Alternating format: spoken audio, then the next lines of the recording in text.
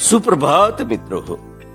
अंतरंग या सदरामध्ये मी विठ्ठल शितोळे आपणा सर्वांचं मनपूर्वक सहर्ष स्वागत करत आहे. काय न मंडळी, मनुष्य जगाकडून सुख मिळवण्याचा प्रयत्न करत असतो आणि ते त्याला मिळत नाही. याचे कारण असं की सुख बाहेर असतं असं नव्हे, किंवा सुख बाहेरून मिळवायचे नसते, तर ते स्वतः किंवा स्वतःकडून मिळवायचे असते.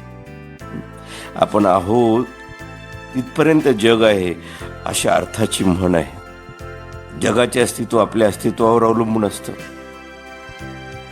असंही आपण म्हणतो. पण खरं सांगू का, सुखाचा उगम हा आपल्यातच आहे, ते जगाकडून मिळत नसतं. आज उगवलेला सूर्य सायंकाळी मावळणार असतो, याचा अर्थ उद्या तो पुन्हा उगवणार नाही असं नसतं. उद्याही तो उगवणारच आहे. म्हणून आपण आपल्या सुखाच्या प्रयत्नासाठी सतत झटत राहायचं असो. मग तुम्ही कुठेही असा, तुमच्या मनाचा ठाव तुम्हाला घेता आलाच पाहिजे.